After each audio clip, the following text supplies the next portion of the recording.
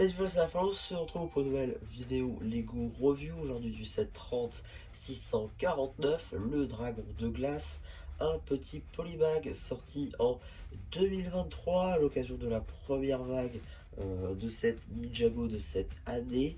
Donc évidemment, euh, en, première vague, donc une vague Evo, vague 2 de Evo d'ailleurs.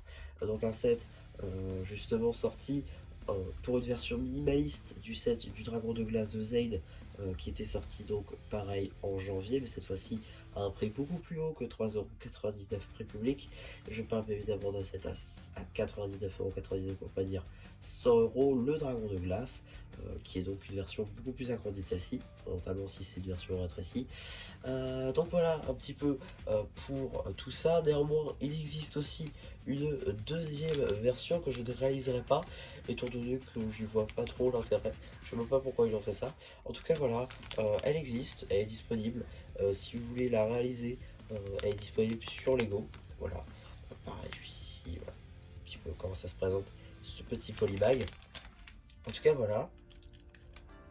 Donc pour ce qui va être du dragon à construire en lui-même, on va avoir une grosse structure au milieu qui va être donc le torse évidemment, avec donc la queue qui suivra avec un bord doré vraiment à la fin.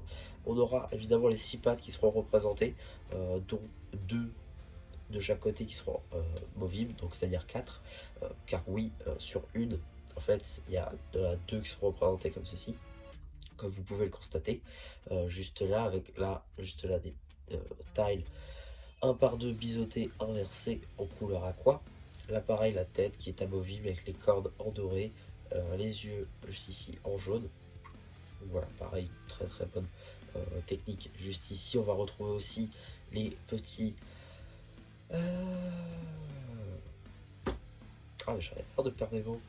Les petits fanions, juste ici, voilà, si caractéristiques de la gamme Evo, avec pareil les petits donc pics de glace sur son dos. Voilà, pour le coup très sympathique. Les ailes aussi qui sont représentées, qui sont elles aussi amovibles. Pour le coup, ça c'est plutôt sympathique. Et voilà, je trouve que ça représente assez bien le dragon. Ça prend pas trop de place pour le coup. Et je pense même qu'il est possible, si on veut rester à quelque chose de minimaliste, entre, je pense que c'est ça à peu près la taille, hein, le midi scale, avec donc maintenant les nouvelles figurines à la Dreams, comme par exemple on l'a vu, une nouvelle figurine à la Dreams, telles que Logan, les gnomes de la nuit, les Champirèves, etc. etc.